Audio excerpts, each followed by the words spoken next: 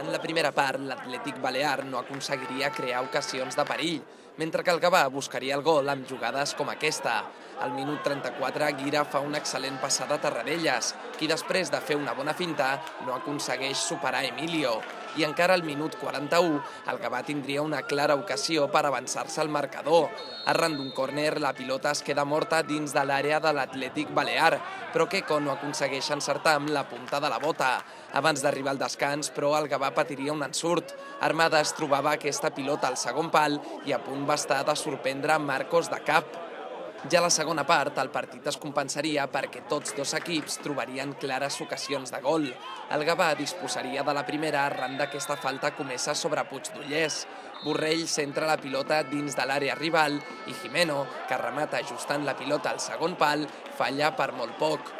Minuts després, l'Atlètic Balear estaria a punt de marcar en aquesta jugada, en la que Armada aconsegueix quedar-se sol davant de Marcos. Afortunadament pels blaugrana, Armada acabaria xutant molt per sobre del travesser. I al minut 15, Queco no aconsegueix rematar aquest centre amb precisió, però Navarro, molt murri, a punt està d'aprofitar la jugada per sorprendre Emilio. I en el minut 23, aquesta errada de Marcos quasi li acaba suposant un disgust.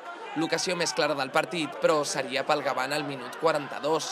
Queco i Puigdollers envien la pilota sota els 3 pals per partida doble, però Emilio, amb grans reflexos, s'impedeix que l'esfèric acabi entrant. I quan semblava que el partit finalitzaria amb empat a 0 al marcador, l'Atlètic Balear trobaria el gol arran d'una polèmica jugada. L'àrbitre xiula servei de cantonada quan no ho era i amb la defensa gavanenca descol·locada, l'Atlètic Balear aconsegueix fer l'únic gol del partit i emportar-se els 3 punts. Anem cercant rompre la dinàmica negativa de lo que ha estat la temporada fins ara i de que el treball que estan fent durant la setmana s'hagués contrastat per un resultat diumenge. Així tot, no ha pogut ser fins en el darrer minut i fins inclús antes haguessin pogut perdre el partit. Una derrota com aquesta tinc que procurar que faci el menys mal possible. I torno a dir, el marge que ens hem donat és 24 hores. Perquè el mes de març no és l'octubre o el novembre, que els marges són diferents i una punxada aquell mes, tranquils, queden 20 i pico de jornades, no. El mes de març tenim que estar molt certers a l'hora d'arreglar el problema. El que tenim que fer és intentar creure en les nostres possibilitats, creure en la millora que tenim. Defensivament portem uns partits que estem bé, que no rebem gols, i ofensivament avui hem millorat, i aquest té que ser el camí. Quan es creen ocasions hi ha qualitat de sobres per materialitzar-les.